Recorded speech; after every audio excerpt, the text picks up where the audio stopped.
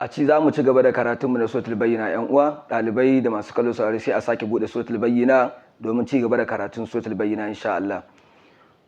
Wa ma umiru illa liya'budu Allah mukhlisina lahu-d-din.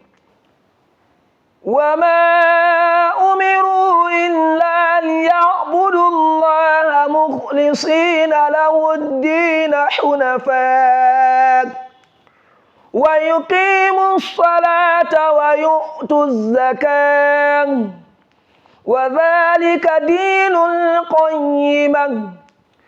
Innal ladhina kafaru min ahlil kitabi wal mushrikina fi nari jahannam والمشركين في نار جهنم خالدين فيها أولئك هم شر البرية.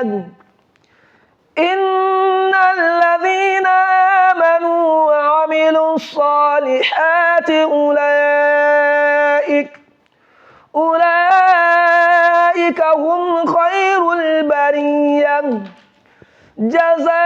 جزاؤهم عند ربهم جنات عدن تجري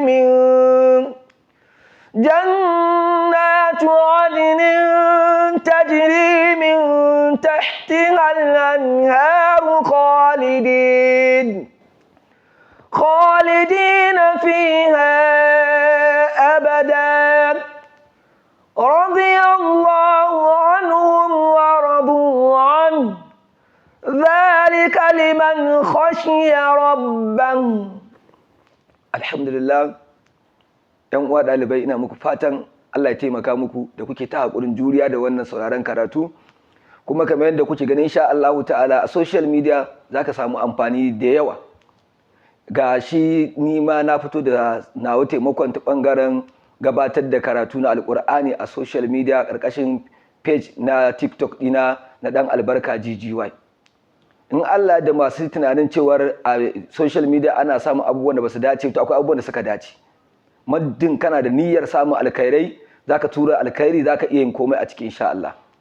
Kuma a YouTube channel ɗina shi ma ɗan albarka GGY TV, in dai kana bibiyar page na zaka samu irin wannan karatuttuka kamar yadda kake gani a haka. Kuma insha Allahu ta'ala abinda muke fata mu taimaka wa junanmu.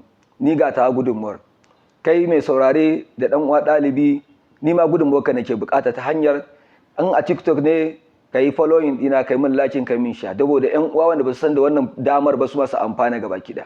Ba iya Qur'ani nake gabatarwa ba, ina koyar da sanin baki, ma'ana huruf kenan.